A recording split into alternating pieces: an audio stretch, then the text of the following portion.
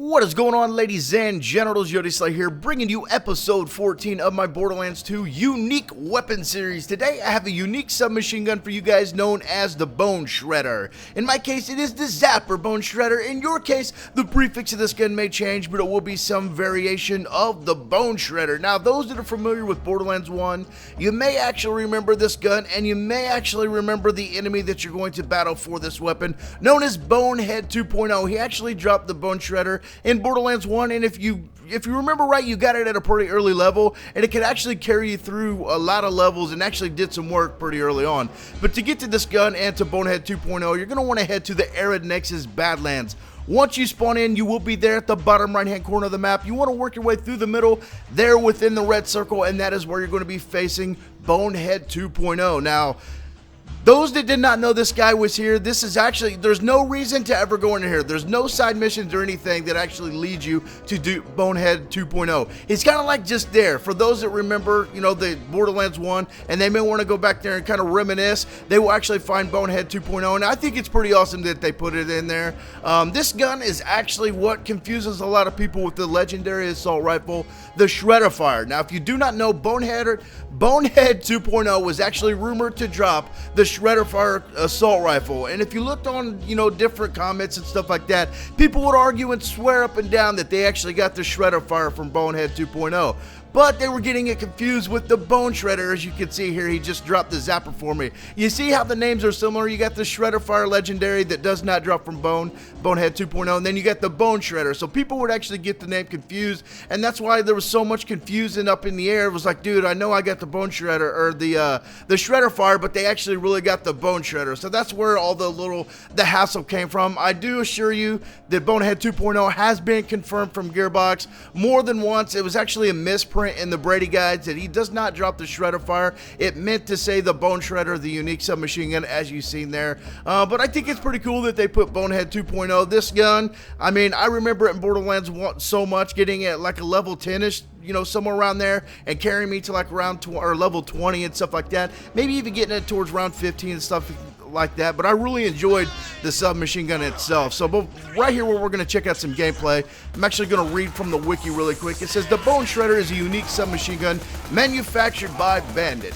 The Bone Shredder Borderlands 2 is obtained randomly from any suitable loot source, but has an increased chance to drop from Bonehead 2.0 located in the Arid Nexus Badlands. Special weapon effects in red text says, the lead wind blows.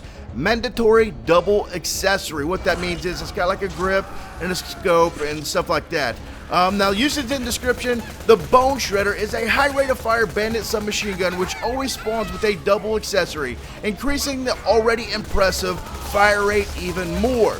Now, notes for this gun, the Bone Shredder can be used to devastating effect with Gage's Anarchy Tree due to sacrificing accuracy for damage, possibly to even greater effect due to its ability to spawn as an elemental weapon. Now, trivia for this gun, the Bone Shredder is one of the many unique weapons to return from Borderlands 1.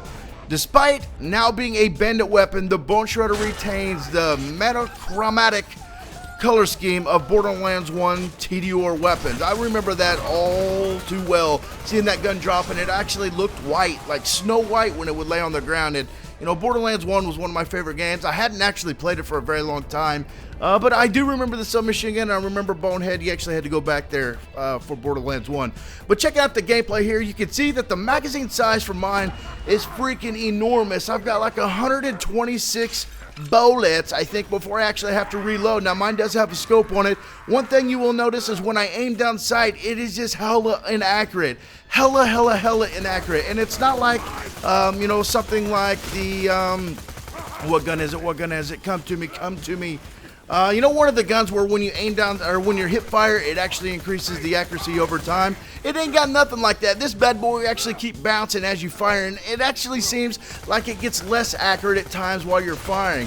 Mine is a shock version. I'm not really sure what elements they actually come in altogether. But you know, this one you can see that it's actually devastating the shields due to the high rate of fire and the amount of bullets in there. So if you got a party of 4 and say you're going for like Pyro Pete or something like that, and his shield is still up, and you want to lay down some of that shock fire on him and get that shield down hella quick, this would definitely be a gun to probably bust out and take your shield down rather quickly. I've never tested it, I've not tried it, so I don't really know, but you can see that the rate of fire and the amount of bullets and the shock elemental effect that it's got in it, it's just shredding down these shields. So I thought it was pretty good. Overall, it doesn't feel like it had much damage to me. There may be a different version out there that has a lot more damage. Mine was like 15 or 16,000 times 2, something like that. But you can see that when I'm starting to shoot the enemies, it doesn't really do much to them, especially early on when I had that sham shield. It didn't really do much. Now, right here, I do have the B shield on. So it's doing a little bit, but it's still not doing what I like. You know, I like a submachine gun that just tears through people. And for whatever reason right now, it's the bitch. That's it, the bitch. That's the gun that when you hip fire, or when you fire in general, aiming down sights or hip firing, it actually increases the accuracy over time. That's what I'm thinking of. You know, this gun is like totally the opposite. You can see my reticle there is just bouncing. Each movement, it just bounces like crazy and just super inaccurate. Now, guys, I want you to know that I am going to be continuing the pearlescent weapon series. I'm just having super bad luck at getting these weapons right now, and like I said, I forgot about this. A subscriber of mine actually told me to farm the chest for legendary loot midgets backed by Bonehead 2.0, so I went back there to do it earlier before I got off. Ended up getting this gun as a level 61, and I was like, sweet, I got something out of this bad boy at least.